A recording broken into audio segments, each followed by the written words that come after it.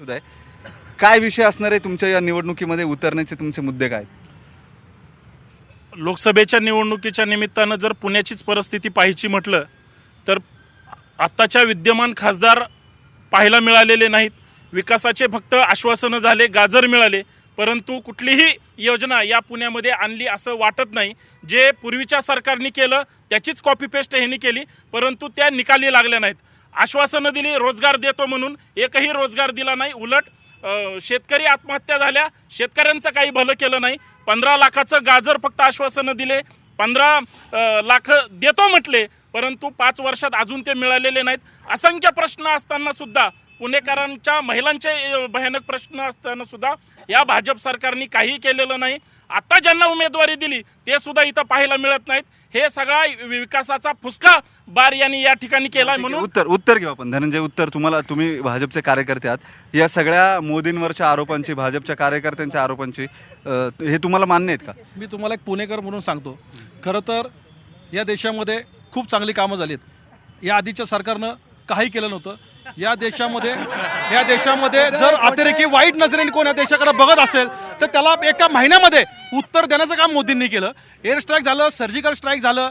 तुम्हाला सांगतो, मुद्दे तुम्हाला ऐकून घ्या, तुम्हाला आणखी काय सांगतो, विकासाच्या मुद्द्यावर पुणे शहराला अनेक चांगले विकासाची कामं आता चालू आहेत जी आधीच्या सरकारने केलेली नाही आहेत. पुण्याबद्दल बोला. पुण्यामध्ये काय चाललंय? पुण्यामधला खासदार, पुण्यामधला आमदार हा कधी दिसत नाही. हा पालकमंत्री, यांचे 92 नगरसेवक आणि 8 आमदार, एक खासदार असून पुण्याला पाणी नाही. आणि आता 6 तारखेपासून 6% 1 तारखेपासून लाईट. काँग्रेसकडे पण जाऊया, काँग्रेसची प्रतिक्रिया घेऊया आपण. काँग्रेस आणि राष्ट्रवादी हे अत्यंत एक दिलाने ही निवडणूक लढवतात असं त्यांच्याकडून सांगितलं गेलं. कामही त्यांनी चालू केले. काय नेमकी काँग्रेसची भूमिका असणार आहे? काँग्रेसची भूमिका कोणी काहीही बोलून द्या, विरोधी पक्षाने कितीही टीका करून द्या, परंतु ही निवडणूक ही मुद्द्यांवर होणार आहे. ज्या पद्धतीत आज युवक बेरोजगार झाला आहे, ज्या पद्धतीत अल्पसंख्याकांवर अत्याचार होतात, ज्या पद्धतीत हा विकास खोळंबला आहे, आज त्या ठिकाणी पुण्यात पाणीसारखा, कचऱ्यासारखा, वाहतूक कोणीचा इतके मोठे प्रश्न असताना त्या ठिकाणी त्यांचे 8 आमदार, 2 खासदार, त्या ठिकाणी पालकमंत्री, राज्यात सत्ता, केंद्रात सत्ता, महानगरपालिका सत्ता असं असताना हे प्रश्न सुटले गेले आहेत. हे जबाब सगळे पुणेकर त्यांना विचारणार आहेत. त्या ठिकाणी जो मूळ मुद्दा आहे त्याला बगल देऊन कुठला तरी धार्मिक मुद्दा काढायचा, कुठला तरी देशभक्तीचा मुद्दा काढायचा आणि त्या ठिकाणी लोकांना भरकवण्याचा प्रयत्न करतात. परंतु पुणेकर हे सुज्ञ आहेत आणि येणाऱ्या काळामध्ये त्यांच्या उमेदवारांना आणि पक्षाला हे जाब विचारतील. ठीक आहे. आपण वंचित बहुजन आघाडी आहे, सचिन माळी आहेत, उमेदवार आहेत त्यांच्यासोबत. त्यांना विचारू, तुमची निवडणूक लढवतानाची प्राथमिक भूमिका काय असणार आहे? वंचित बहुजन आघाडी म्हणून नेमकं तुम्हाला भाजपची बी टीम असं संबोधलं जातं, या सगळ्याचं कारण काय? ॲक्च्युली भाजपची बी टीम म्हणून आमच्यावर जो आरोप केला जातो आहे तो खास करून काँग्रेस आणि राष्ट्रवादीच्या लोकांच्याकडून केला जातो आहे. आम्हाला एवढं सांगायचं आहे की 2014 साली ज्यावेळेला महाराष्ट्रामध्ये भाजपला बहुमत नव्हतं त्यावेळेला बी टीम म्हणून शरद पवारांनी पाठिंबा दिला. नगर पॅटर्न तुमच्यासमोर आहे. 14 फक्त नगरसेवक होते भाजपचे. कमी नगरसेवक असताना त्यांचा महापौर बनवण्यामध्ये शरद पवारांची राष्ट्रवादी काँग्रेस कामाला लागली आणि त्या ठिकाणी बी टीम म्हणून त्यांनी काम केलेलं आहे. खरं तर जे स्वतः बी टीम आहेत ते त्यांना आमच्यावर बी टीम म्हणून आरोप करतायत आणि आम्हाला जर बी टीम म्हणायचं असेल तर आमची बाबासाहेब आंबेडकरांची बी टीम आहे. हा त्यामुळे आम्ही अभिमानाने सांगू शकतो. राष्ट्रवादीकडून उत्तर घेऊया आपण. तुम्ही हे पाहिलं, तुम्ही सोयीस्कर भूमिका घेता. राष्ट्रवादीनं भाजपला पाठिंबा देऊ केला होता. हा विषय जर पुण्याच्या बाबतीत काढायचा असेल तर पुणे हे जगामधल्या सर्वोत्कृष्ट शहरामधलं एक शहर होतं. आज ह्या पुण्यामध्ये घाणीचे साम्राज्य आहे, रस्त्यांचा प्रश्न आहे. जी मेट्रो राष्ट्रवादी आणि काँग्रेस पक्षाच्या काळामध्ये भूमिपूजन केलेली होती, नागपूरची सुरू झाली पण पुण्याची झाली नाहीत. पुण्यामध्ये पाणी प्रश्न निर्माण झाला आहे. पुण्यामध्ये हेल्मेट आंदोलन भारतातलं सगळ्यात मोठं झालं. कुठला प्रश्न या देशामधला या पुणे शहरामध्ये झाला नाही हे या BJPवाल्यांना विचारा. या सुंदर शहराचं वाटोळं लावून आणि भ्रष्टाचार करून या शहराची बजबजपुटी करण्याचं काम यांनी केलं आहे. जनता निश्चित यांना या ठिकाणी उत्तर मागणार आहे. वंचितने जे तुमच्यावरती आरोप केले त्याच्यावरती काय उत्तर आहे? राष्ट्रवादीनं भाजपला पाठिंबा देऊ केला होता आणि त्याच्यामुळे सरकार उभं राहिलं आणि एवढं सगळं झालं. या देशामध्ये ज्याच्या विरोधामध्ये आपण सर्वांनी उभं राहायला पाहिजे त्यांच्या विरोधात उभं न राहून मतं खाण्यासाठी ही लोक उभी राहतात. हा माझा ठामपणे या पक्षांवरती. आता सिंधुदुर्ग आणि रत्नागिरीमध्ये सनातनच्या साधकाला उमेदवारी दिलेली आहे आणि त्या सनातनने ते डावपेच म्हणून नाकारलेलं आहे. परंतु त्याचे वैभव राऊतचं समर्थन करणारे फुटेज अवेलेबल आहेत, त्याचे पुरावे आहेत. जे काँग्रेस हे सॉफ्ट हिंदुत्वाची भूमिका पार पडते. आणि वर्ध्यामध्ये सावरकर विचारांच्या उमेदवाराला बहुजन विकास आघाडीने उमेदवारी दिलेली आणि सगळ्यात महत्त्वाचा प्रश्न ज्या याचा मसुदा जो तयार करायचा होता, संघालाच संविधानाच्या चौकटीत बसवायचा, ज्या मूळ मुद्द्यावर बहुजन वंचित आघाडीने प्रकाश आंबेडकरांनी जी अट टाकली होती, ती अट त्या अटीचं काय झालंय? कुठे तो मसुदा? आम्ही तर त्याला जाहीर पाठिंबा देणार. 70 वर्ष तुम्ही केलंय आपण मुद्द्यावरती बोलू. आपण त्यांनी जे प्रश्न उपस्थित केले त्याचं वंजारींच्या बाबत ते पर्टिक्युलर बोललेले आहेत आणि धनराज वंजारींनी त्यांचा खुलासा केलेला आहे. त्यांनी त्यांची पुस्तकं लिहिलेली आहेत जे RSAच्या विरोधामध्ये आहेत, सावरकरांच्या विरोधात आहेत. ते ज्यांचं जे स्टेटमेंट सांगतायत, ते स्टेटमेंट ते स्वतः IPS अधिकारी असताना, ACP असताना, ऑन ड्युटी असताना त्यांचं ते स्टेटमेंट होतं. त्यांनी त्याचं डिनाय केलेलं आहे आणि त्यांची पुस्तकं ही RSAच्या विरोधातली आहेत. हे त्यांनी माहीत करून घ्यावं. काही पुणेकरांची मागणी, नागरिकांची मागणी आम्हाला बोलू द्यात, त्यांना विचारूया आपण. सर, पुण्यामध्ये पुणे ही सुज्ञ, पुण्याला जात पात काही लागत नाहीये. आम्हाला विकासाच्या मुद्द्यावर बोलायचं आहे. विकासाचा मुद्दा असा सांगतो की गिरीश बापट पालकमंत्री असून त्यांना पाण्याचं नियोजन करता आलं नाही. आज पुण्यावर पाण्याची इतकी मोठी कपात आयुष्यात कधी मी बघितली नाही. माझ्या 20 वर्षामध्ये पाणी नाहीये. आणि अनिल शिरोळेचं तिकीट का कापलं की तो खासदार त्याला काय काम करता आलं नाही, हे त्याचं उद्दिष्ट. आणि दुसरं जलपर्णी, जे एवढा मोठा पुण्यातला भ्रष्टाचाराचा मोठा विषय, हा विषय जलपर्णीचा हा विषय ताकदीने दाबला गेलाय. साम दाम दंड वापरला ज्या जलपर्णीला ठीक आहे, पाण्याचा मुद्दा आहे. आपण तुमचं काय म्हणणं? तुम्ही शिरोळे समर्थक आहात, तुमचं काय म्हणणं? नाहीये मी. 3 लाख मतं निवडून आले, ते 3 लाख. मग त्यांचं तिकीट का कॅन्सल केलं? मराठा आहे म्हणून आमच्या मराठा आहे म्हणून का? आम्ही हे दाखवून देणार आम्ही मराठा काय येते. जाळल्यानंतर अनिल शिरोळे कुठे होते हा मुद्दा तुम्ही त्यांना विचारा. ठीक आहे, हा सगळा गोंधळ आपण पाहतोय. भाजपनं विद्यमान खासदाराचं तिकीट कापल्यानंतर ते कार्यक्षम आहेत का असा प्रश्न काँग्रेसकडून विचारला जाणं साहजिक होतं. या सगळ्याचं उत्तर तुम्हाला काय दिसतंय? का शिरोळेंचं तिकीट कापलं असं वाटतं तुम्हाला? ते तुम्ही BJPलाच विचारा. मी मुद्द्यावर बोलेल, कारण का ही निवडणूक मुद्द्यावर आहे. 2014ला मोदींनी विकासाच्या मुद्द्यावर लढण्यासाठी मतं मागितली, जाहिरात दिली होती, खूप मोठ्या फेका दिल्या होत्या. ते आज 5 वर्षानंतर कळलेलं आहे. मला एवढंच विचारायचं आहे, पुणे शहरामध्ये IIM म्हणजे इंडिया इन्स्टिट्यूट ऑफ मॅनेजमेंट होती, ती पुण्यातनं हलवून त्यांनी नागपूरला नेली. युनिव्हर्सिटी ऑफ लॉ ती औरंगाबादला नेली आणि हायकोर्ट, पुण्याचं हायकोर्ट हे कोल्हापूरला नेलं. 8 आमदार, 3 खासदार आणि मंत्रीपद असताना सुद्धा पुण्याच्या वाटेला ह्या अक्षता का आल्या? याचं उत्तर भाजपाने द्यावं. आणि आमचं एवढंच मत आहे की विकास दाखवा आणि मुद्द्यावर बोला. 23 कोटीची जलपर्णी केली, विरोधक बोलतात म्हणून त्यांच्यावर खोटे गुन्हे दाखल केले, विरोधकांना दाबतात. बाबासाहेब आंबेडकरांनी संविधानामध्ये विरोधकांना पण महत्व दिलेलं आहे. त्याच विरोधकांना हे फेकू, हे भाजपवाले ज्यांची गळचेपी करतात, खोट्या गुन्ह्यात अडकवतात, ही हिटलरशाही चालणार नाही. आता मुद्दा सांगा तुम्ही विकास काय केला आणि का तुम्हाला पुणेकरांनी परत मतदान केलं? एका प्रश्नाचं उत्तर फक्त द्या. आता मनसे निवडणुकीत कुणाचं काम करणार आहे? मनसे निवडणुकीत मोदी आणि शहाच्या विरोधात काम करणारे कोणाच्या बरोबर? सोडून जे कोण समोरचा उमेदवार असेल त्यांचं काम महाराष्ट्र नवनिर्माण सेना म्हणजे माननीय राजसाहेब ठाकरे करणार. आणि यांनी आधी जाहीर करावं. काय म्हणतो ते ऐकू आपण. एक गोष्ट सांगतो की ही सरळ काँग्रेसकडनं घेतलेली सुपारी आहे. टोलचं काय झालं? प्रत्येक वेळेस सेटलमेंट करायची. वातावरण तापलेलं आहे. अजूनही विकासाचे मुद्दे किंवा मूळ मुद्द्यांवरती निवडणूक लढवली जाते का असा प्रश्न आहे. या सगळ्या प्रश्नांना घेऊन आपण आधी वंचित बहुजन आघाडीच्या उमेदवारांना विचारूया, तुमचा निवडणुकीचा अजेंडा काय असणार आहे? साहेब, तुम्हाला खरं मनापासून सांगतो, हा निवडणुकीचा अजेंडा आमचा वंचित बहुजन आघाडी ही का स्थापन झाली हे तुम्हाला पहिलं माहिती सांगतो. तुम्ही खासदार झाल्यावर काय करणार पुण्यासाठी? खासदार झाला आता तुम्हाला सगळं सांगतो. खासदार झाल्यावर पहिलं इथं आहे ना स्लम एरियाचा सगळ्यात महत्त्वाचा विषय, त्यानंतर पाणीचा सगळ्यात मोठा विषय, पहिलं हेल्मेट सस्तीकरणाचा विषय बघा. तुम्ही आज स्पीडमध्ये 20च्या स्पीडमध्ये असेल त्याला हेल्मेट बसवते साहेब. मग हेल्मेटचं का अजेंडा आहे? या हेल्मेटचा विषय तुम्ही एक बघा.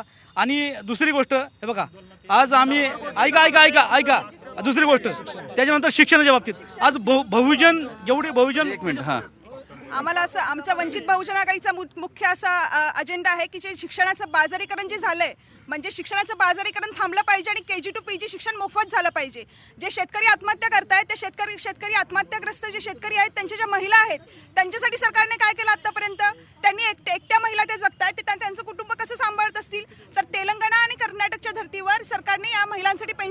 करावी. ज्या सरकारी आपल्या ज्या आरोग्य व्यवस्था आहेत, जे आपले हॉस्पिटल्स आहेत, जे गरिबांसाठी मोफत उपलब्ध आहेत, त्यांची सुविधा व्यवस्थित करावी, जेणेकरून मोफत गरिबांना तिथे चांगलं आरोग्य मिळेल. हे पण प्रश्न विचारा. 1-2 मिनिटं.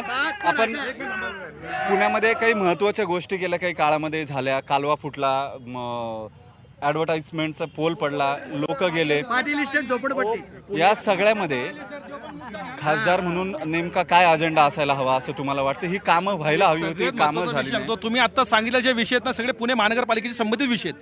बरोबर आहे. मी तिथला माजी नगरसेवक आहे. त्या ठिकाणी कालवा फुटल्यानंतर कोणी नसताना मी तिथं पाहायला गेलो होतो. पहिले त्यावेळी आम्ही मदत चालू केली. त्यावेळी पहिली मदत त्या भागामध्ये अन्न वस्त्र निवाराची पहिली मदत आम्ही केली चालू. कुठल्याही बाकी पक्षाचे आले नाहीत. जे आले बोल घेवण्याचं सगळे नंतर आले. काँग्रेस, राष्ट्रवादी काँग्रेसवाले सगळे नंतर आले.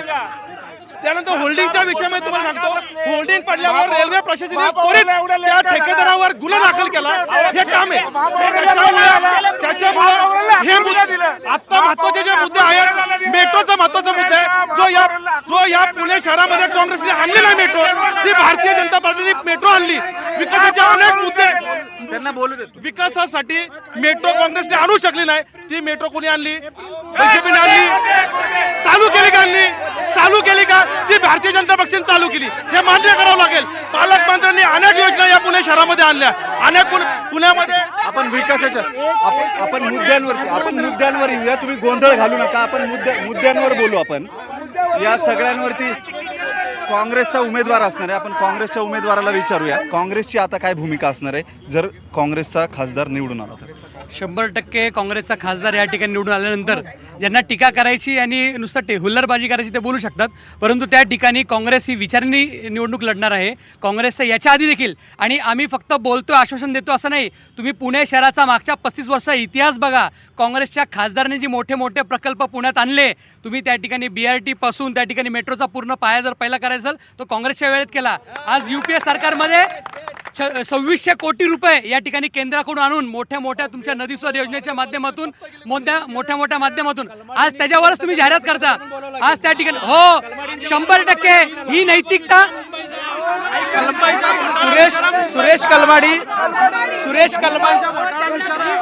सुरेश कलमाडी हे खासदार होते. त्यांनी त्या राष्ट्रकुलमध्ये घोटाळा केला. पुणे शहराची वाट लावण्यामध्ये कलमाडींचा आणि काँग्रेसचा मोठा वाटा आहे.